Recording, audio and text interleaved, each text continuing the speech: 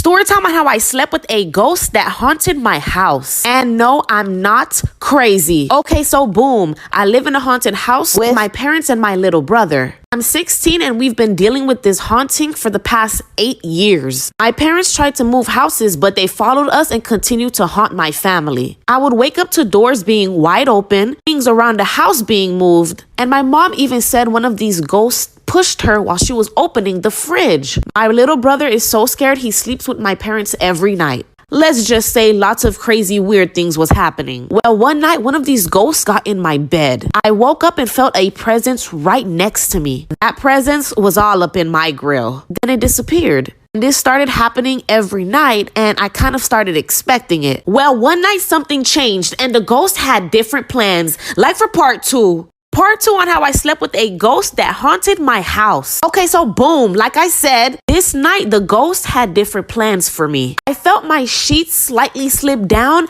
and pressure on my body. The pressure made my body feel so heavy, and then I started feeling some things. And by the time those things was over, I just realized I did the nasty with a ghost. You gotta work with me. TikTok won't let me explain those things. Anyways, I told my parents and they were not having it. They paid big money to fly someone in and have them blessed and clear the home from any hauntings. We tried this before, but it didn't work. My parents just finally went with the big guns and hired the expensive guy because at this point, things were going too far. So far, it looks like it worked because none of us felt any hauntings or presence from then. But since I'm now disturbed and violated by a ghost, I'm in therapy and some people just call me crazy. But trust me, I know what went down. I felt it. Story time on how the guy I was dating lied about his age to get with me. Okay, y'all, so today's story is my own. Okay, so boom, this took place on my senior year of high school when I was 17. In my school, everyone had to complete 100 hours of community service to graduate. I ended up doing community service at a daycare that was literally right next to my house. I was working with a lot of kids and they literally all loved me. I got many crazy stories about the time I was working at this daycare, y'all. Sheesh. But anyways, there was this one particular kid who was real quiet but super sweet. The teacher asked me to give him some one-on-one attention because he was a little behind. Everything went great and I could see he had potential, so my teacher wanted to introduce me to his parents. He told me his mom usually picks him up, so I was like, yeah, okay, cool. Well, a guy ended up picking him up and he looked kind of young, like my age, and he was 6'2", and ooh, height, y'all, that's my weakness. And of course, very handsome. As soon as he looked at me, he gave me a, ooh, you a snack look. I was so nervous, y'all. Like for part 2. Part 2 on how the guy I was dating lied about his age to get with me. Okay, so boom, like I said, I seen a tall, handsome guy walk up and I got a little nervous. But whatever, I started talking to him about his son and he just smiled the whole time and gave me the look. This how he was looking at me, y'all.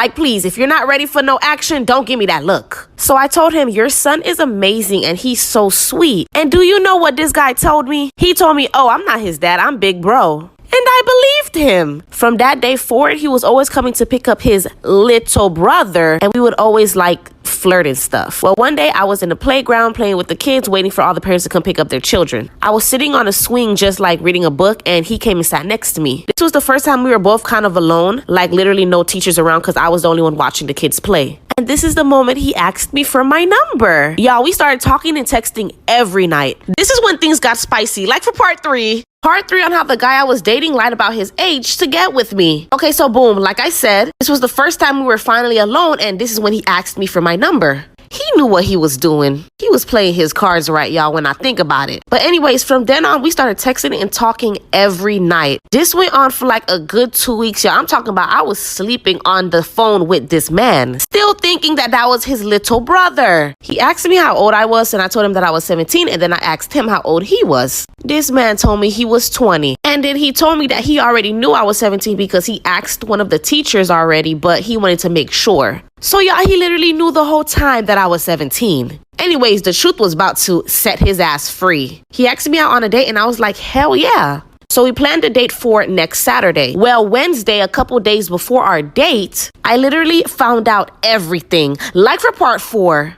Part 4 on how the guy I was dating lied about his age to get with me. And this story is my own. Okay, so boom, like I said, we had a date planned for Saturday, but Wednesday, the truth was revealed. The teacher was like, damn, Leo's mom hasn't been here in a while. She used to always pick him up, but now I'm always seeing the dad pick him up. I wonder what's going on. And I was like, huh, dad? What? Huh?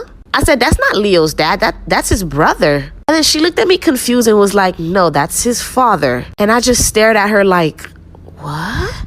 And I said, how old is he? She was like 32. Y'all, my jaws dropped. He was actually single though. They were co-parenting, but he started picking up his son more literally because of me. I had the audacity to call him his little brother. From that day, I blocked him on everything and started hiding from him every time he came. So he thought I didn't work there anymore. He even asked about me. All the teachers had my back.